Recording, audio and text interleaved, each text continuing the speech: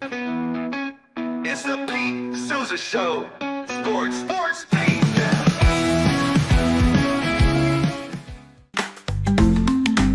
Get ready for epic savings at Best Buy. Right now, you can save up to $700 on select Alienware and Dell gaming products. Perfect for leveling up your gaming experience. Plus, grab the latest Android Google Pixel at an unbeatable price. Don't miss these incredible deals. Shop now at bestbuy.com and upgrade your tech today.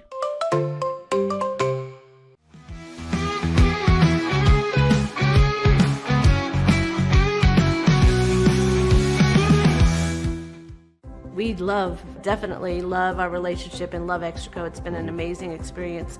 They made the PPP process easier. They were reaching out to me saying, what can I do to help you? That made a huge difference because my stress level, when we shut down, to afterwards was night and day. Our experience with Extraco has been phenomenal since the very beginning, so we love Extraco.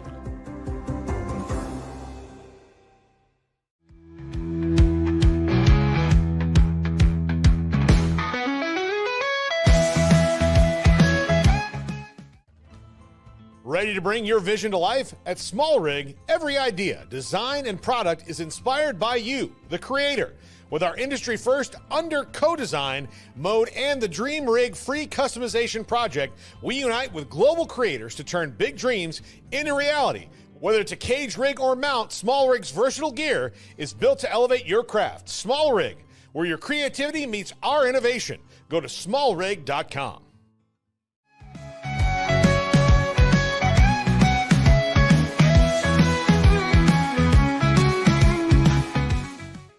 At Rolls Rolla, we don't just sell wallpaper, we create cohesive, cozy spaces. Our deep understanding of design means every pattern, color, and texture is carefully chosen to complement your home. Plus, we use advanced technology and water-based inks for vibrant, eco-friendly prints, ensuring a healthier environment. Visit rollsrolla.com to transform your space today. That's ROLLSROLLA.com today.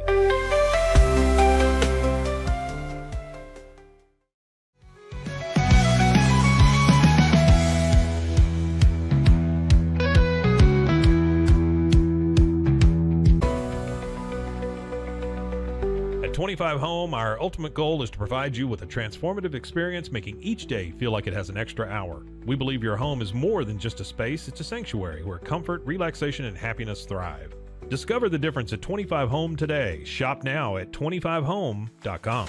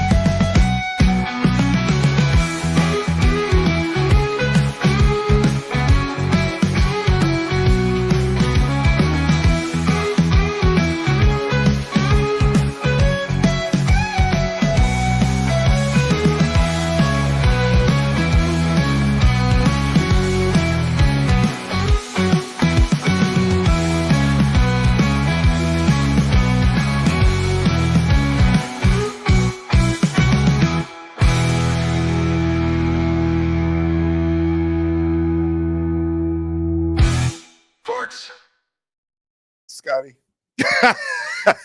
The Pete Sousa Show. No, turn them off. Turn them off. And then at some point we need to get a light on you over there. You got to ask for these things before. That would take planning. Yes, it would. I am a wreck this morning. I will tell you a few things about my life personally. First of all, and I would never want to compare my significant other to who is the most beautiful, the best in the world, to my doggie, who is the most beautiful and best in the world. But I have two major problems when it comes to sleeping. And here's what it is. I'm either next to the most wonderful woman in the world when I wake up in the morning, who makes it impossible for me to get out of bed, or the fluffiest, cuddliest dog who makes it impossible for me to get out of bed. And I'm up against it, man, with that stuff. I am having a difficult time getting out of bed. So this morning I got a late start. I didn't get up till like 8:15, which is late, dude. All I got to do is get over here by 9:45 to get my ass in this chair to talk to Zach Owen, which is a treat. Zach, of course, his show precedes mine on the Rogue Media Network. We got like a nice little block going on here.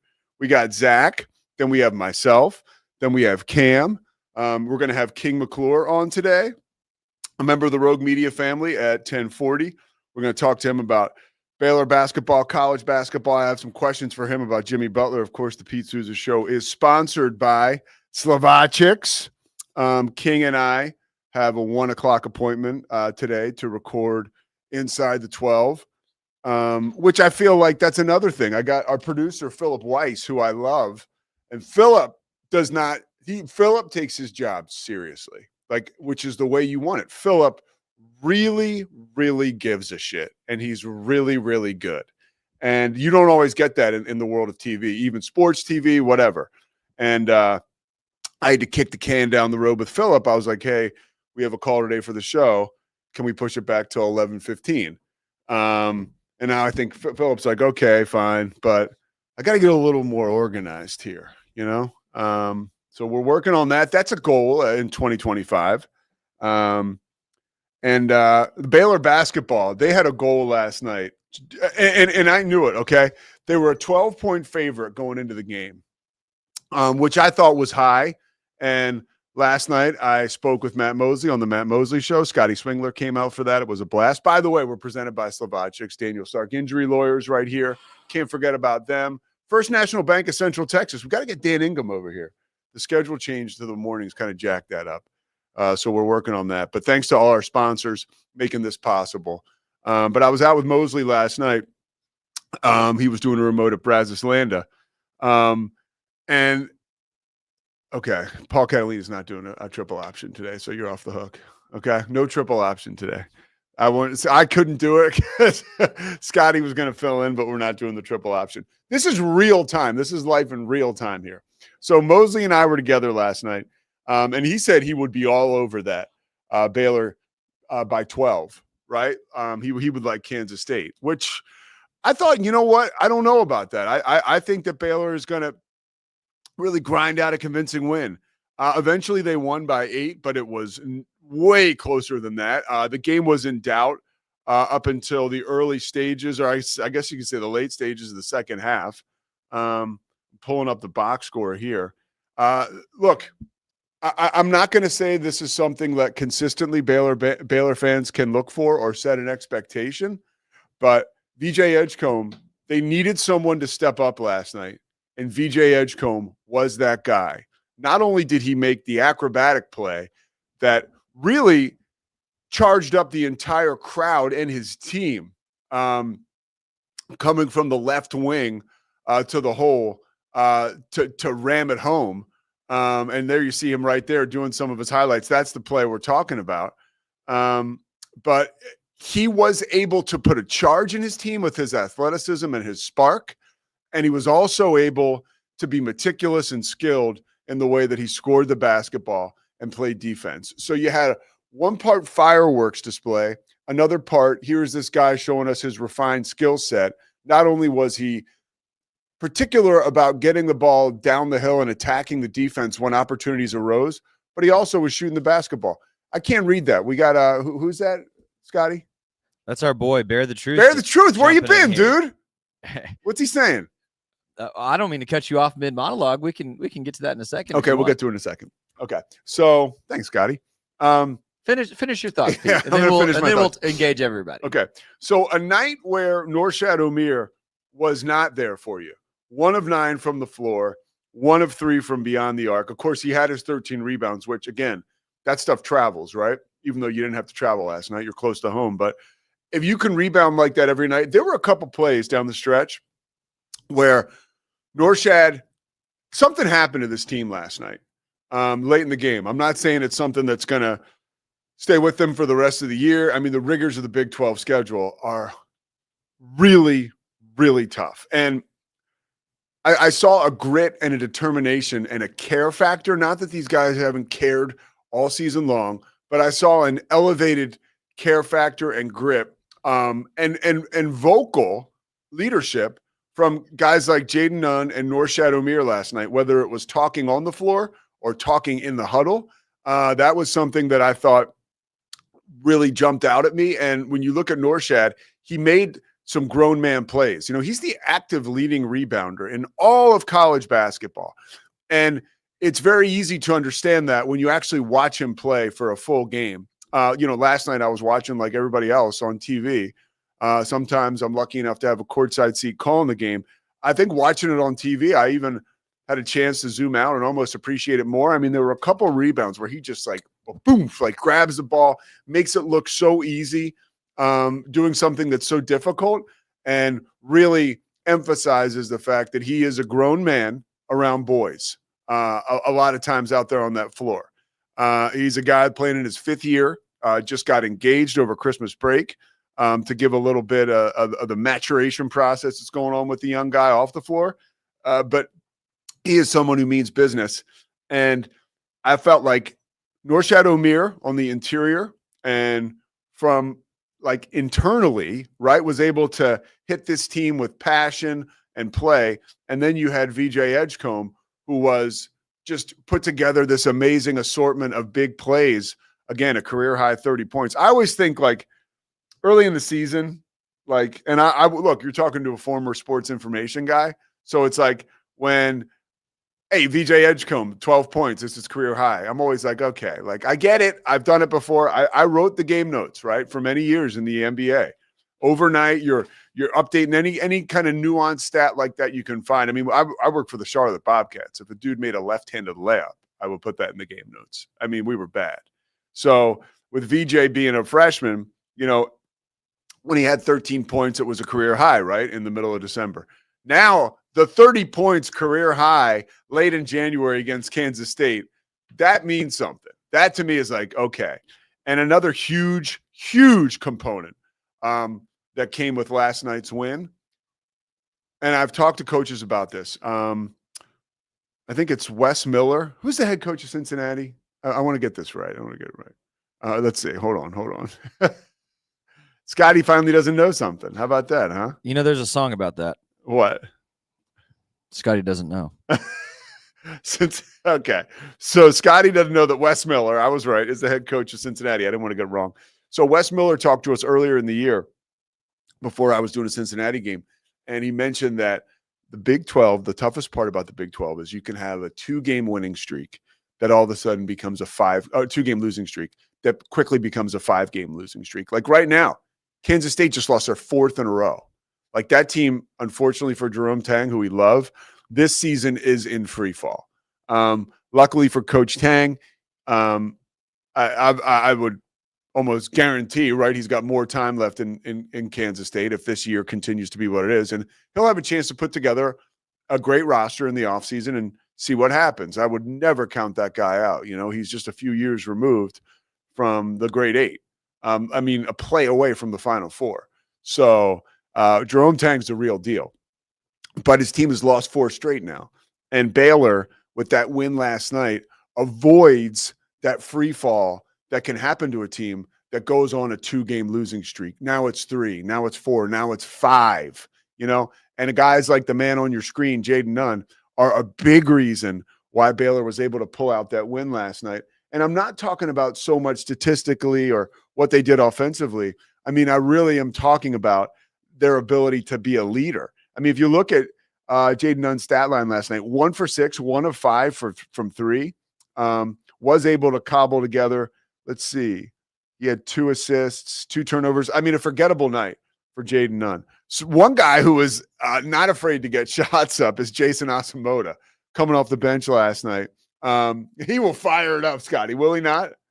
So this is I just didn't, lost the name of the coach for a second, but this is where I was right. I did know. I was saying in the first 5 games of the season, why aren't we playing this kid? Like super highly rated recruit, like taller guy, can shoot. I was fascinated and perplexed why he wasn't getting minutes early in the season. So it's really, really good to see him come into form. And we had Royden in here on Monday, and he was talking about the same thing. That's a guy who people have been looking forward to seeing. In fact, I looked back on Twitter just to verify. I tweeted in November 17th, I think. Give Asamoah minutes. Give Asamoah minutes. Yeah. Like, so it's really good to see him balling. Well, you know who else was a huge contributor last night was Celestine. Yeah. Back from that injury. The Baylor was plus 16 with him on the floor. That was more than anybody else on the roster last night. He shot 5 of 8, 4 of 5 from the free throw line, grabbed 7 boards. It's good to see him not only back and playing, but now he's back and contributing. Yeah, I just saw a quote on Twitter like 2 minutes ago. Someone asked VJ Edgecombe, how's it feel to put the team on your back? And he laughed and pointed at Celestine and said, I think he put the team on his back really? tonight. Yeah. Nice. Yeah. Nice. Yeah. I mean, and that's kind of the Scott Drew vibe around the team, which is really cool. I thought that the crowd last night was a little underwhelming. And there were times when, you know, there were big shots that were hit late, where you could feel the energy in the arena spill over, you know, through whatever you're watching it through, whether it's your device or, you know, your TV screen at home. I thought that was really cool. I was a little not concerned, but, you know, the area behind the bench where the students are supposed to be, I was like, well, that's surprising. It's pretty difficult to see if there's students there and whatever, 8:00 start, Kansas State midweek game, you should have better students. You should have better student attendance at your game. So I don't know if that's a legitimate gripe I have, or if that's just something that was cosmetic that I'm wrong about, and that there were students there and maybe they were in transit. I don't know. But the handful of times I got a good look behind the Baylor bench and behind the Kansas State bench in those first couple rows, right where it's set up that the students are supposed to be. I was underwhelmed. But now with that win, and I think Baylor has 2 more winnable games coming right down the pike. You have Utah and then BYU. The hardest part about that swing is you're playing out west like that. Again, it's like that 2-step like you did out in Arizona, which that second game is going to be at BYU. So that'll be the one that, you know, if I had to pick that they would lose, that would be at Utah. Looks terrible. I was supposed to do that Houston game. I've talked a couple times about that this week. The game got switched to yesterday afternoon. I think it was 41-13 at half. Houston was up. So Utah, after winning 2 straight, they've come back down to earth, and they look like they're an opponent that Baylor can just kind of, you don't want to say cruise through, but Baylor should beat Utah out there at BYU. One other cool throw out there in Salt Lake City before they play BYU. One cool thing, a real interesting wrinkle about last night's game, which I have to admit I was not as familiar about as I should have been. I've heard Cam and I've heard Scotty and other folks mention the Immortal 10 around the Baylor basketball team, which was, you know, they were basically all traveling to a basketball game in Austin and around the Round Rock area. They got hit by a train and 10 people died. Students and members of the basketball team and basketball staff. And it was one of those things. It happened in, I think, 1927. So this was the 98-year anniversary of that tragedy. And it was a beautiful tribute. All the Baylor players had the names of the people who had passed on the back of their jerseys, which was a little confusing for me to start the game because I tuned in late. I was like, I knew that, honestly, when it got to, I did question I was like, is this a different freshman coming off the bench? Is this not like Jason Asamoah? Like, what is happening right now? But then I quickly snapped back into reality. A beautiful tribute. I thought it was really cool. If you were John Schriffen calling the game last night and you weren't totally prepared, you regretted that when you saw the different names on the back of the jersey. But I know that listening to the game, Schriffen was awesome. So he was obviously prepared. If you were any play-by-play guy that didn't have it on lock, that's not something that is favorable for you to have to deal with that. So what's our boy Bear the Truth asking? All right. So first of all, as soon as you got on the camera and had not even yet spoken about Baylor basketball, he said, let me start by saying, VJ, the man. The man is right. Agreed. Yeah. You addressed this one. He asked if I was at Foster. I was not. I watched the game with my brother at his house. But Pete kind of addressed this question. Was it packed or so-so? I think Pete said so-so. Yeah. Not the best crowd. And then the attendance they have listed at 7,500, which I would imagine is a sellout, but it was definitely not, though. Well, yeah. As far as butts in the seats. Yeah. It looked like a lot of people were wearing green last night. He said, I like the second half shooting percentage from 3, but am concerned because they were mostly uncontested.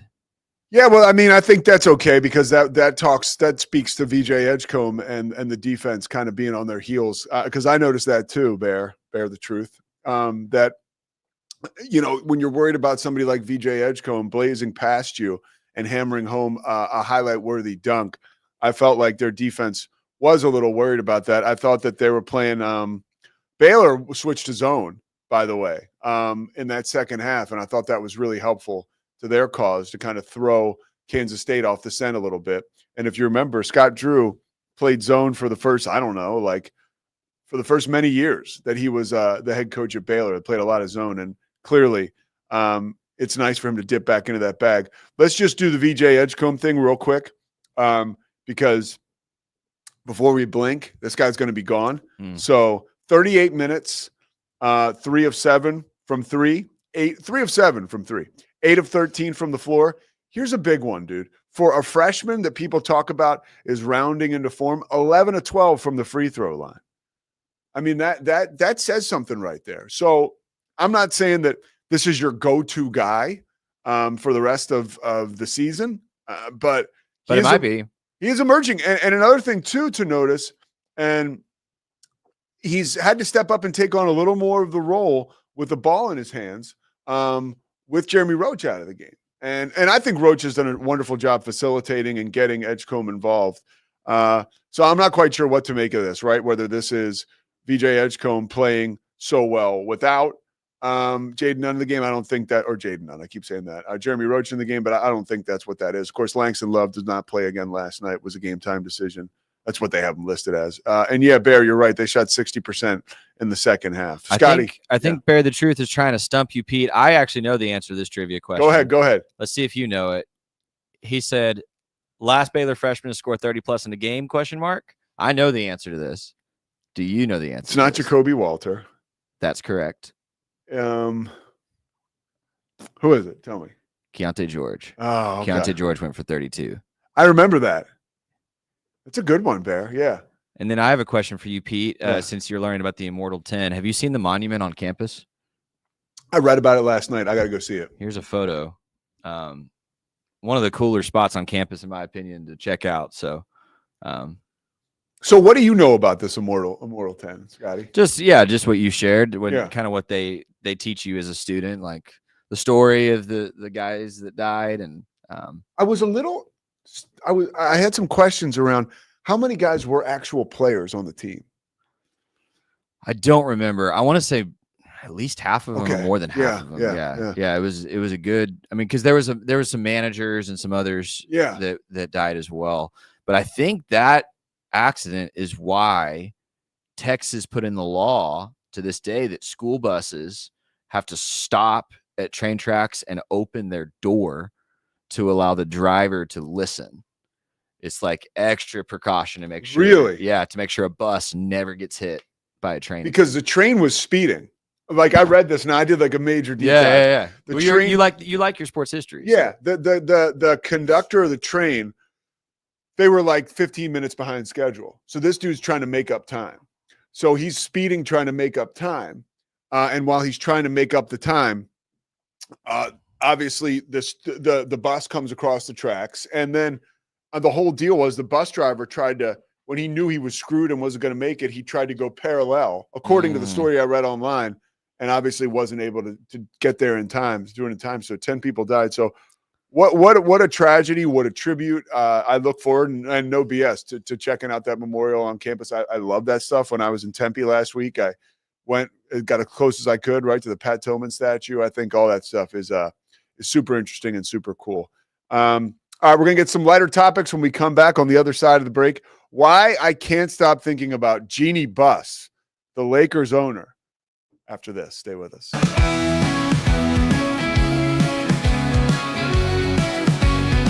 Nobody tells our stories better than our clients. The difference is stark.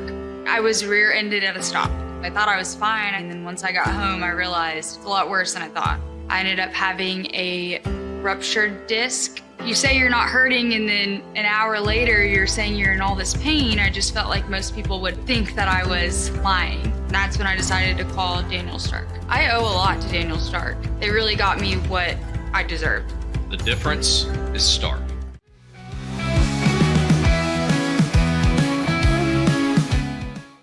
We definitely love our relationship and love Extraco. It's been an amazing experience.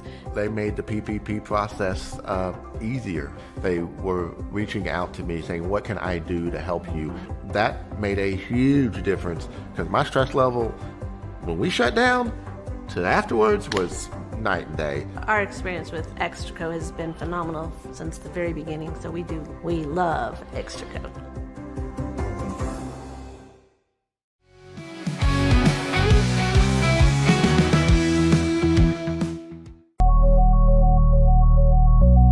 At Acasis, innovation drives us. Since 2008, we've been creating cutting-edge technology products that make your life easier. With a focus on performance, design, and customer service, we're here to help you work smarter, not harder. Join us on our journey to simplify your world. Visit acasis.com today. That's ACASIS.com today.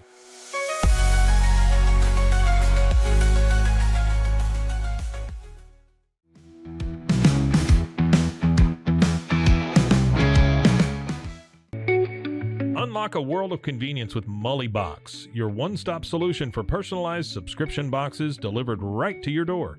From gourmet snacks to unique finds, each box is tailored to your tastes. Experience the joy of surprises. Subscribe today at mullybox.com. That's MULLYBOX.com.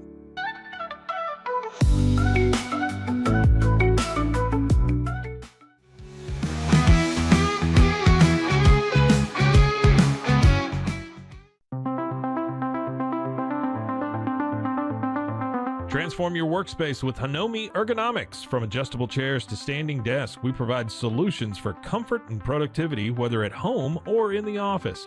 Improve your posture, reduce strain, and work smarter. Visit us at hanomi.co today. That's HINOMI.co today.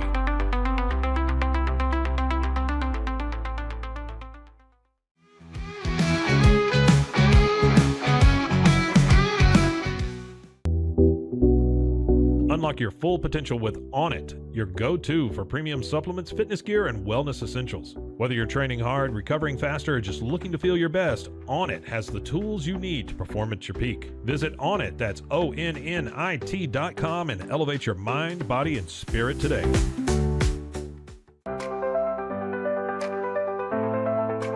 Get paid faster with Bill, the easiest way to send, receive, and manage your payments. No more delays, no more hassle. Whether you're a freelancer or a business, Bill makes payments seamless and secure, simple, fast, and reliable. Sign up today at Bill.com.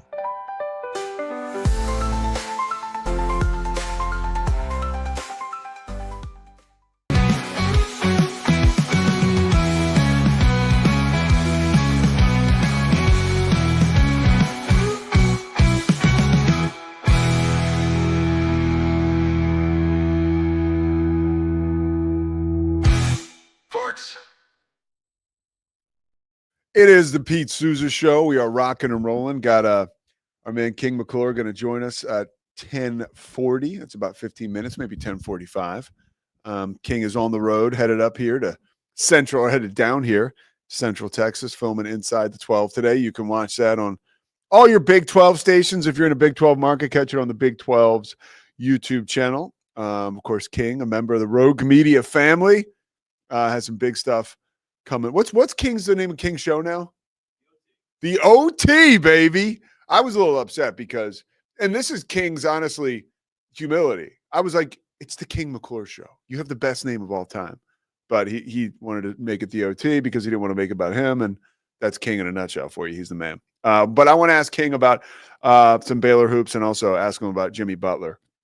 One thing I wanted to mention as far as football is concerned, Aaron Glenn is hired for the New York Jets.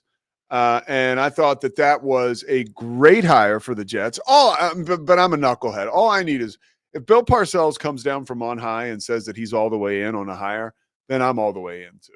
And that's just maybe some of my foolishness. And I get romantic about yesteryear and amazing coaches like Bill Parcells.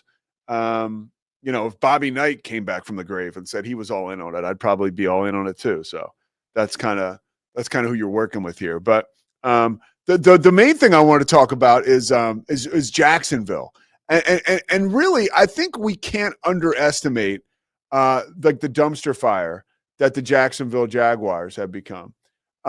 First place to look with the Jacksonville, like I should have known 2 years ago. And Zach is in the room. Zach Burke, what is the name of the Khan's wrestling division? Do you know that? AEW. So Shad Khan and his son, they own AEW Wrestling, okay? So 2 years ago during the draft, or maybe it was 3 or 4, maybe it was during COVID when we had like amazing access to all the draft rooms because they were all at different people's houses and stuff. Shad Khan's son, I think it's called like a ruse or a kayfabe, but whatever was going on in AEW, Shad Khan's son his neck had been jacked up in the ring, right? So they showed the Jaguars draft room, and this knucklehead is wearing a neck brace. Like he's keeping the ruse going all like during the NFL draft, which is like, if you're going to do that shit, you'd better win, right? Like, cause it's brilliant, really, if you think about it. But the exact opposite of brilliant is what we're seeing from the Jacksonville Jaguars. Really, I mean, apparently their GM, who they just separated with yesterday, Trent Baalke, right? Trent Baalke apparently turns out that he was one of those guys that, you ever have a boss that, and I've had a couple of these, it's a huge pain in the ass when they manage up, right? Like as far as their bosses are concerned, they do an amazing job, right? Because they're constantly maintaining and massaging the relationship with their superiors, right? To make their life easier and to make them look better, because the folks who are cutting the checks are like, wow, like Trent Baalke is doing an amazing job. Really what he's doing an amazing job at is massaging the owner's ego and working smoke and mirrors like a magician, right? Trent Baalke, like a major thing about this dude was, by all accounts, he was the guy that ran Jim Harbaugh out of San Francisco. Like, that's not a great feather in your cap. That's an ugly feather in your cap. And then yesterday, the shit really hit the fan when Liam Cohen, who was the Buccaneers OC this year, who like found a way to reinvigorate the career and playing style of Baker Mayfield. And the Buccaneers right now have to be sitting at home like, are you goddamn kidding us? Like, we should be in the NFC Championship right now, by the way, because they came real close to beating the Commanders. And woulda, coulda, shoulda, whatever. They're sitting at home. But clearly Liam Cohen did a good job this year with Baker Mayfield. So he's up for the job and he turns it down. And now more and more it starts to bubble up that Trent Baalke is not only is your ownership group, suspect, but now you got a GM who's an extension of the ownership group, and he's toxic too. And you haven't won. You have a great quarterback, by the way. Like, that's a real issue. And what we saw yesterday, Trent Baalke, amid the disappointing hiring situation or coaching search for the Jaguars, now he is let go. So the Jags are in like complete free fall. And it's there for all of us to see. And it's just another reminder that these owners, I don't want to say these owners, but a lot of the owners, they are just like me and you, dude. They're waking up in the morning. They're overreacting to some kind of stuff that doesn't matter. They're not seeing through, right? They're not seeing clearly as to what's going on around them business-wise. You got a horseshit GM, right, who's conducting a horseshit coaching search. And when do you find out that all that's reality? When a guy who, I mean, we're talking about Liam Cohen here. We're not talking about Bill Belichick. Like Liam Cohen's a great coach. I was lucky enough to do a Kentucky game when he met with us because he spent a year. He was with the Rams, and then he went back to college, and then he went back to the pros. Such a cool guy, so knowledgeable. He sat down and just educated myself and whoever else I was calling the game, Taquio Spikes, just about football, and I learned more, in that 30 minutes from him than I ever did about offensive football.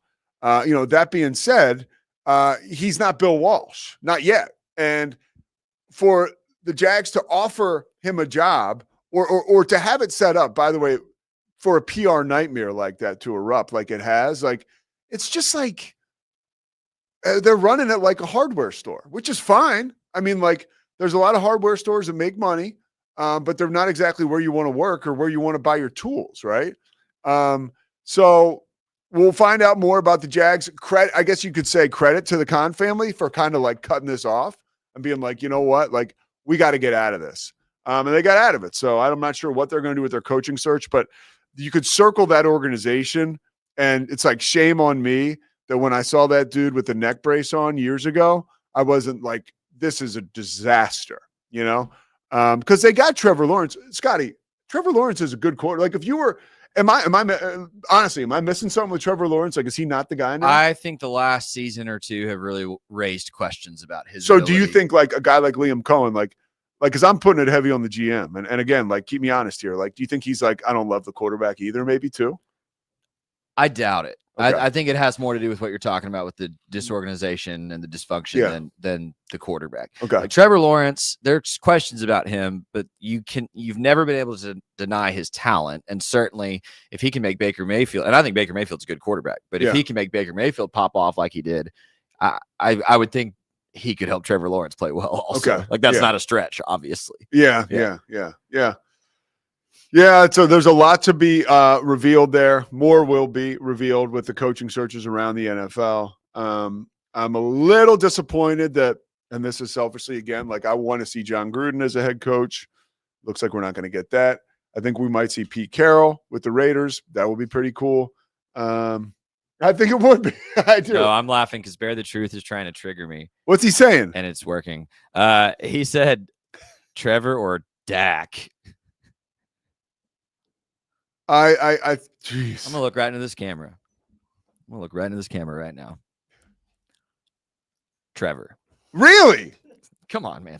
Come on. Wow. See, I think that Dak is getting now it's funny. I think we just hit the tipping point now. Oh, did we? Yeah, with Scotty we've reached with Scotty being out on Dak, like, because that's a hardcore, knowledgeable Cowboys fan. I think now it's like a good time to buy Dak stock. I've been out on Dak for a long time. It's very low. Most overpaid. I mean, I don't want to say most overpaid player in the NFL. That surely can't be true, but also it might be. I mean, I love that you made a face. You're like, yeah, well, I mean, because you think about the look, and it's. Listen, I don't necessarily think that it's Dak's fault. Like, he was the next guy in line to get the big quarterback. I don't contract. have any animosity towards Dak Prescott. Yeah, like he seems like a good person. I'm glad he's made good money playing football. Like I genuinely am. I don't say that like to say the vanilla like thing. But I don't want him as the Dallas Cowboys quarterback anymore. I don't. Yeah. I don't. I think you got to give him one more season. I think that's good. And here's what I like, Pete, about we're really off topic now, but here's what I like about this draft being a quarterback week, quote unquote draft. Yeah. Is I think the Cowboys could find a guy in the third or fourth that can maybe like put a little pressure on Dak. Otherwise, we've got a rookie. Because obviously, I think they wanted Trey Lance to do that, and they found out Trey Lance is not good. Yeah. Like, he is not a good player. No, it's so, a shame. like, it's is Quinn Ewers, for instance, going to be sitting there in the third round? Yeah. You can get the Texas kid up in DFW, put a little, and Quinn Ewers, like, dude, if they draft Quinn Ewers, that'll be Quinn Ewers has slid, but like at one point he was considered a very good prospect, and he just played in a semifinal. Like, could he put some pressure on Dak? Like, I just wonder, is there a quarterback that can fall into the third or fourth round?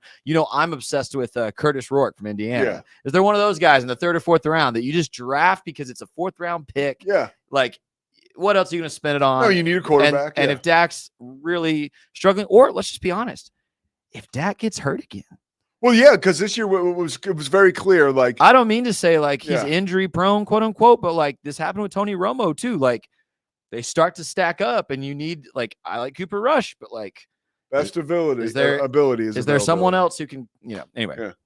All right. One more thing I want to talk about before we get to King here in a little bit. I cannot wait for I used to stay on top of this stuff, and maybe I don't. Maybe there's just so much stuff out there, content to consume.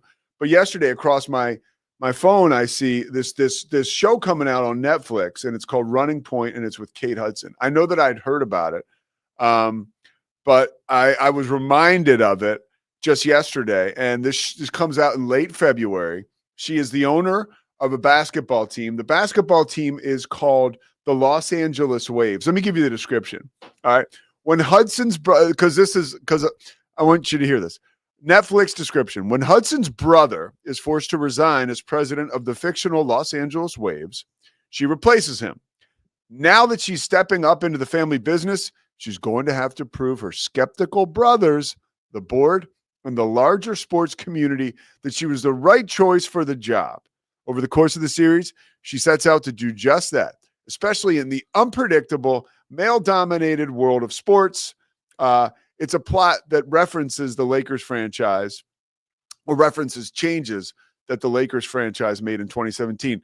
Now, this was executive producer of this show was Jeannie Buss. Jeannie Buss now, obviously, she runs the Lakers. Her and her like best buddy Linda Rambis, Kirk Rambis's wife.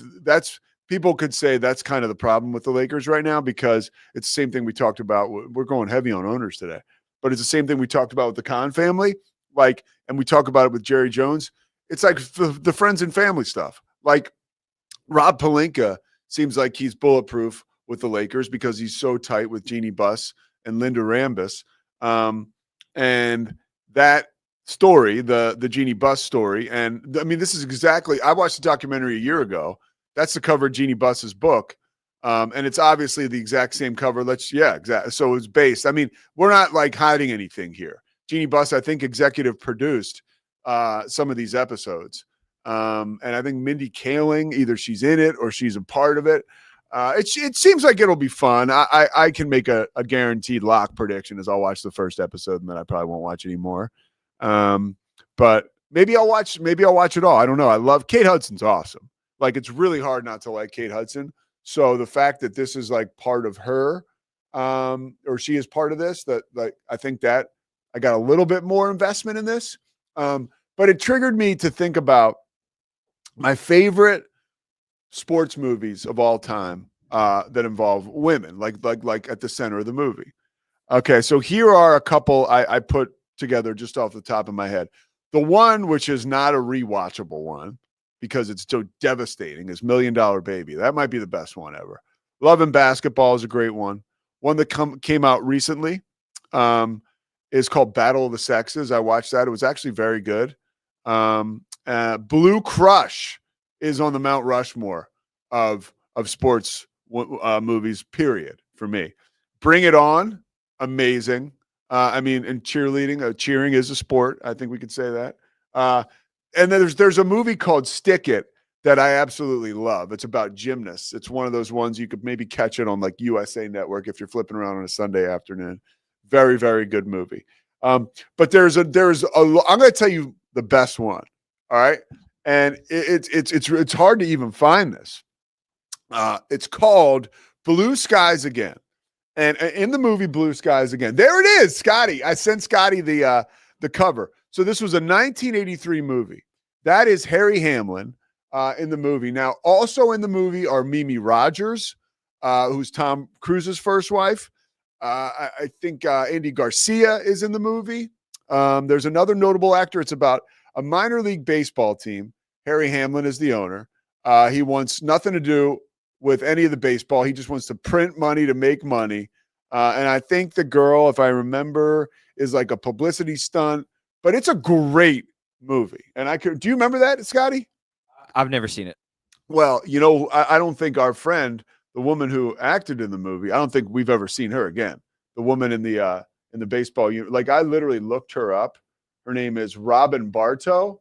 She was in, and I wonder about people like this. Like, I was Googling what happened to Robin Bartow. She was in this movie. She was in America's Most Wanted, which maybe that's what happened to her. Maybe she was abducted or something. Or maybe I'm hoping that she played, recreated a scene or something like that, like as an extra or whatever. But yeah, she's definitely batting leadoff in my all fictional baseball roster. I was a big fan of that movie. I saw it when I was a kid. Scotty, any female movies that you have, female sports movies that you consider your favorites? I do. But that you asked me to think about that made me realize how many we don't have and we need more of. Yeah. But of course, I would not be representing my generation correctly if I didn't mention She's the Man. Oh, is that with The Rock? No, that's Channing Tatum and Amanda Bynes. Wait a minute. Is that Amanda Bynes? Like the Amanda Bynes? Like, yes. Like falling. Like what's up with Amanda Bynes right now? I don't know what she's doing right now. She's got that star tattoo somewhere on her face. I know that. But that's a classic that my generation grew up on. And this one came out last year, Pete. Yeah. And I wouldn't call it a sports movie, but it's very sports adjacent. It's called Bottoms. Have you seen Bottoms? No. What's it about? Bottoms is a coming of age teenage high school drama about these girls that are lesbians, and they're trying to figure out how to get girls to like them. And so they invent these stories that they went to prison. They try to be like the goofy lesbian stereotype. Like they went to prison and so they start a fight club at the school. Marshawn Lynch plays the coach. Oh, I saw this preview. Okay. Yeah. And then the antagonist of the film are the football players. And what's really fun about it is they totally ham up the stereotypes to it. It's an absurdist movie. Like there's things that happen that just I remember it's intentionally satirical and absurdist, and it's delightful. That came out like 2 years ago, a year and a half ago, maybe. You're right. It wasn't this last year because we're in 2025 now. So yeah, I wanted to see that in the theater. Actually, yeah, I wanted to see that because the trailer looked amazing. It's hilarious. Yeah. All right, there you go. Bottoms. Any more? Those were the two I knew I would. All right, nice contribution from Scotty Swingler. I mean, it wouldn't be a day that ends in Y if Scotty wasn't here with his fingerprints all over the beauty of this show. We're going to come back with King McClure. King McClure is going to tell us if Jimmy Butler is out of line or not. Stay with us.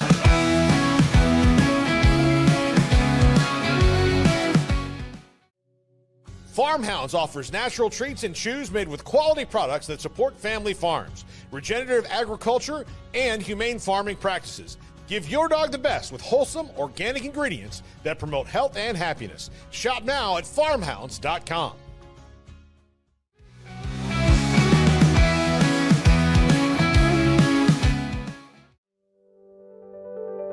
Overwhelmed by your inbox? Clean Email is here to help. Organize, clean, and manage your emails with powerful automation tools. Say goodbye to spam and clutter and enjoy a stress-free inbox. Try Clean Email today at cleanemail.com. That's CLEAN email.com.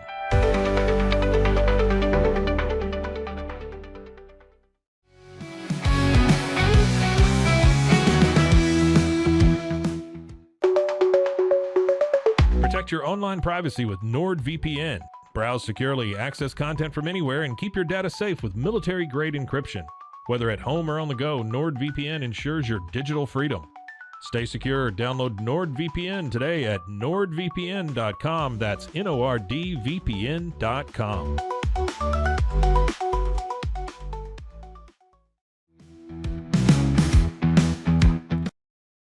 The Pete Sousa Show is back. We are presented by Slovacix, and right now we're riding with the king, baby. King McClure joins us from the road. He's headed back to Waco today to film Inside the 12. You can catch Inside the 12 with King and I on all your Big 12 stations around the markets there, and also you can catch it on the Big 12 YouTube. What's up, King? What's up, my man? How you doing? I'm good, man. I'm good. I got some questions I really want to talk to you about when we get into basketball. I want to start with the NBA.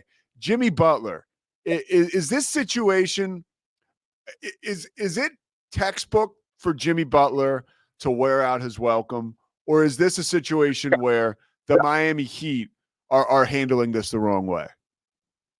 I mean, I just think both parties need to just be done with it. Like, if Jimmy Butler doesn't want to be there, then don't make him be there. Like, do not force this man to be somewhere where he doesn't want to be. And honestly, as an organization, if a guy doesn't want to wear a Heat jersey, then okay, walk. Let's go find guys that actually want to put on a Heat jersey.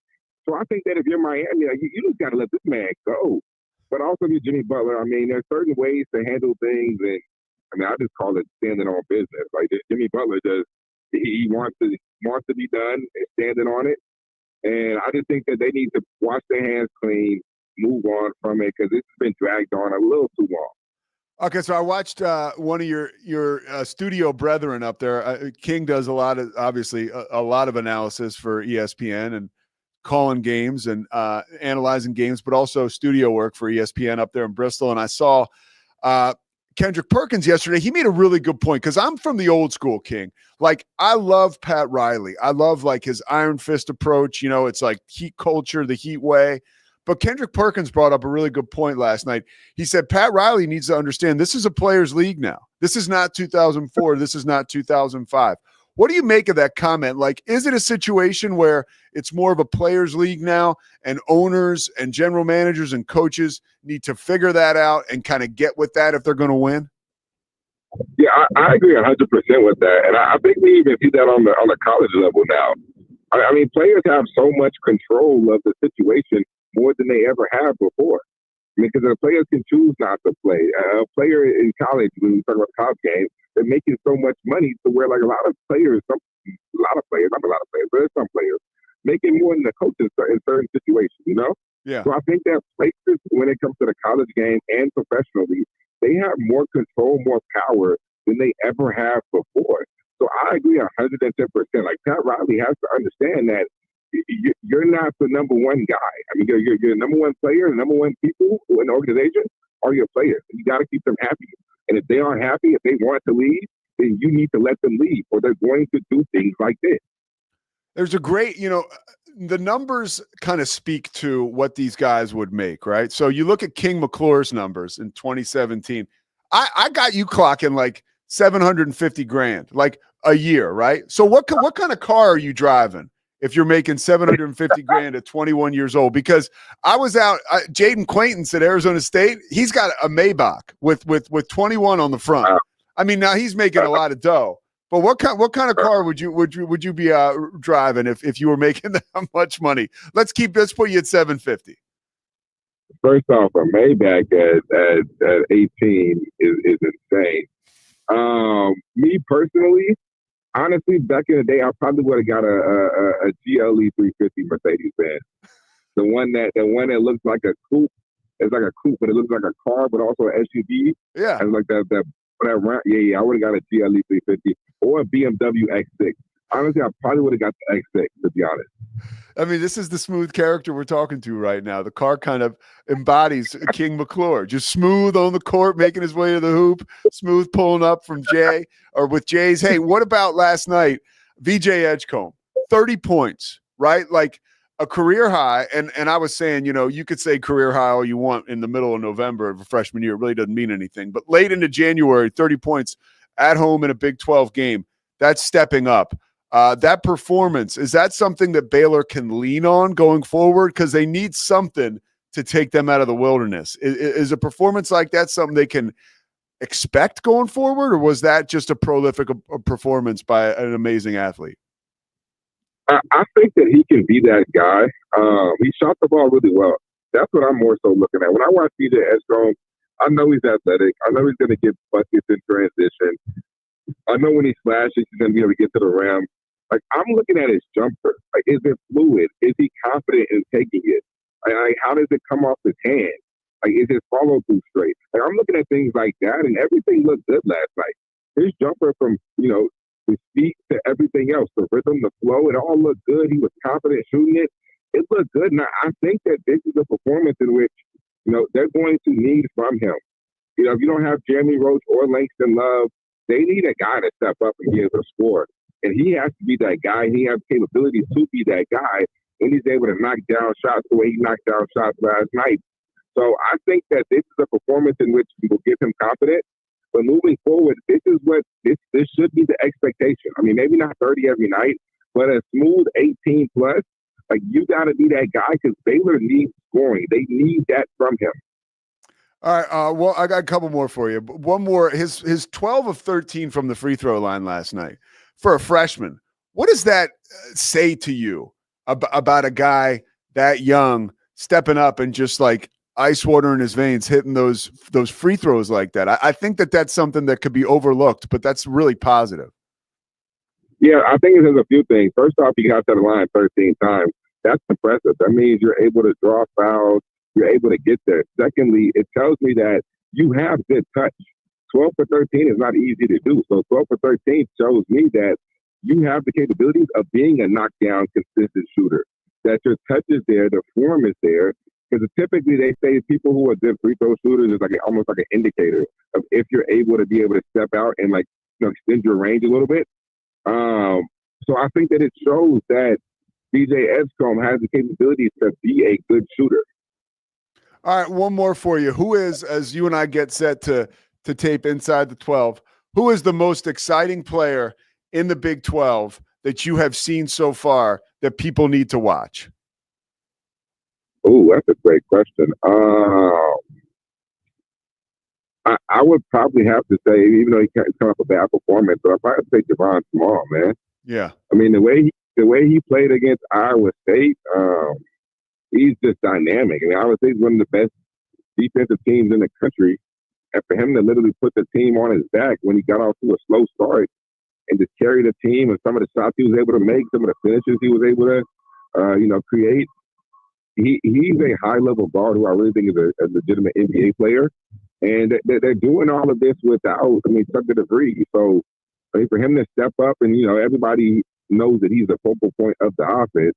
Everybody's game planning for him. And he's still able to get the same stuff off and still be able to have the same level of effectiveness. To me right now is Javon Small. Outside of Javon Small, if there's one guy in the Big 12 or that you've seen so far that you had to guard, right? Like, which guy are you? And I know you probably weren't scared of anything, but which guy is keeping you up at night? Like, which guy, before you have to check him the next day, are you thinking, man, this is going to be tough. I'm going to have to be very, very on my game.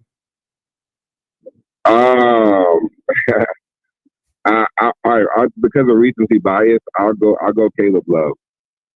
Okay. Caleb Love, and the only reason why I say Caleb Love is because he loves to shoot the basketball. And dudes like him are extremely dangerous because if they get hot, you are in for a long, long night. If they're not hot, you're okay. But if they do get hot, which they have the tendency to be able to get hot, you are in for a very, very long night. And, they just don't stop shooting. Typically, when you see, good scores, or you see guys who can shoot the basketball score it, they know their limits. They might take, 14, 15 shots. And they might take the right ones, right? If you're, they create an angle or something like that. But it's really hard to guard dudes who take bad shots because they can make those bad shots. And the shots that you think they're hey, he's not going to shoot that. He's not supposed to shoot that because I'm right here. And they still get it up and still have a chance to make it. Those are the dudes that kind of keep you up at night and you're dang, I got to literally be locked in because at any moment he can fire something up from 40 feet. King McClure, I'll check you out in about a half hour whenever we get set to kick this thing off over there, KWTX. I appreciate you joining me today, brother. Of course, my man. Anytime. All right, we'll see King in a little bit. ESPN's King McClure, guy does an amazing job. That analysis right there is very, very good. It's been very cool to see King not only on the basketball court, but man, he was really delivering the goods off the court as well. Baylor, like we mentioned, Scotty, real quick, I want to get your take on. I was very encouraged by what King had to say about VJ Edgecombe. The fact that because King tells it like it is, and he's not he's a homer. He wants to see Baylor do well, but he doesn't mince words when he feels he needs to make a statement about them. I thought that positive statement about Edgecombe and the fact that he can expect consistency, 18 a night maybe. I think that's promising. Yeah, and I think that's what a lot of us wanted from him, November, December, and he got off to a little bit of a slow start, maybe just adjusting to the college game. I'm not sure, but I'm trying really hard not to inflate my expectations because I don't want to be disappointed. Yeah. But this is why. This dude was number 3 overall in the country as a recruit and number 2 on one site and the highest ranked Baylor signee ever. If you're going to invest in that, he needs to be your leading scorer. Yeah. He needs to be dominant on the ball. He needs to force the issue. And that's, again, going back to something you pointed out, that's what I am most excited about is getting to the free throw line that many times. Yeah. Forcing the issue. Yeah. Well, King kind of he honed in on that. Make them stop you. And if they cannot stop you, then you keep going downhill. That's what VJ Edgecombe needs to become. And by the way, that's what NBA teams are going to draft him hoping he becomes, right? Yeah. Because I know King was complimenting his shooting, but he's not known as he's never been known as a great jump shooter.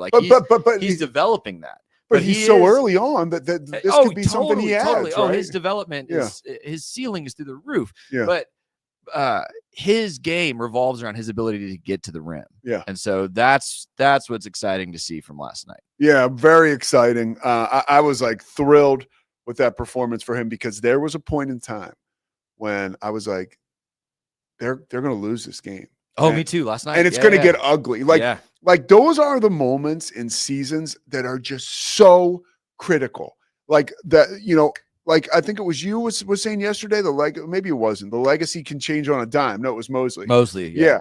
And it can, like, those are the moments where, I mean, those guys found a way to win last night. And, maybe you can muscle one out against BYU and then, or Utah, then BYU. It looks decent for Baylor right now. And it did not look good last night around 8:45. I mean, y'all were talking last night about Baylor being a bubble team. Yeah. I think that's still maybe where they end up. Like a 6 or 7 seed, maybe an 8 seed. Yeah. Which Mosley pointed out kind of screws them for their second round game if they can get by in the first. But again, I don't put anything past Scott Drew, especially some postseason miracles. So if they can just get in, I feel like that this year is good enough. Like get in, and you need all these guys healthy. Get them healthy, and maybe we go on a run. Because I still feel like Baylor's best players, like a VJ, Jeremy Roach, Omier, those guys can play with anybody. But Baylor's not very deep this season, especially they're not deep at all. Especially inside. Yeah. And so could you win any given basketball game on any night if you're Baylor? Yes. Yeah. So I agree. Get into the tournament and then, let VJ be VJ. Let VJ be VJ. All right. We're going to let Scotty be Scotty for the next 23 hours until he's back with us. And you guys be you. The Pete Sousa Show presented by Slovaceks, also D1, Daniel Stark Injury Lawyers, First National Bank of Central Texas, and Socorro Family Ford. We'll be rocking with you tomorrow. Have a great day. It's the Pete Sousa Show. Sports. We definitely love our relationship and love Extraco. It's been an amazing experience. They made the PPP process easier. They were reaching out to me saying, what can I do to help you? That made a huge difference because my stress level, when we shut down, to afterwards was night and day. Our experience with Extraco has been phenomenal since the very beginning. So we love Extraco.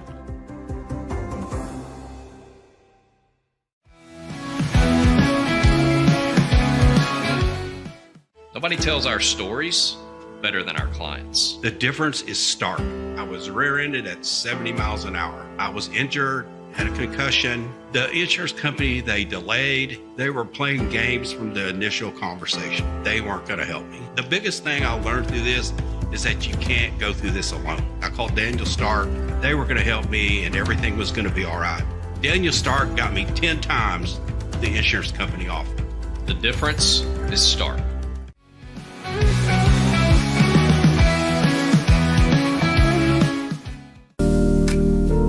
Experience the future of secure private cloud storage with Internix. Protect your files with end-to-end encryption, ensuring your data stays private and accessible only to you. Enjoy seamless, fast storage without compromising security. Visit Internix.com today and take control of your digital life. That's INTERNXT.com today.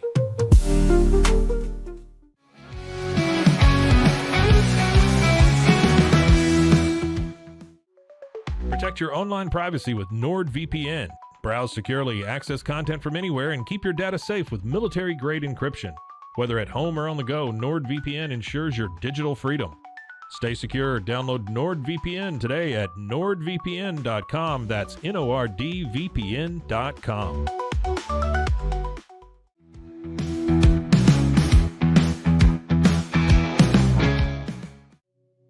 Farmhounds offers natural treats and chews made with quality products that support family farms, regenerative agriculture, and humane farming practices. Give your dog the best with wholesome, organic ingredients that promote health and happiness. Shop now at farmhounds.com.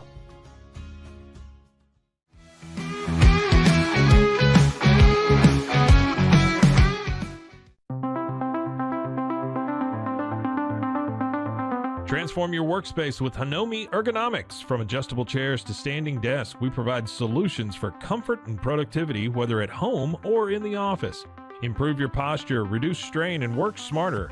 Visit us at hanomi.co today. That's HINOMI.co today.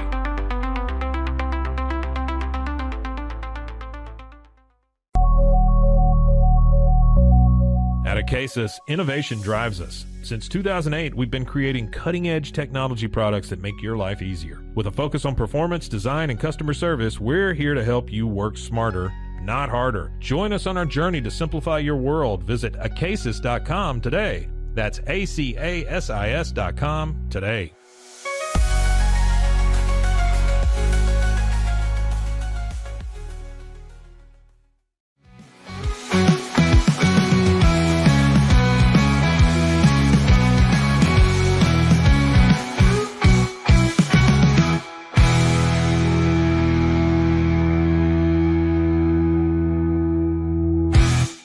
Sports.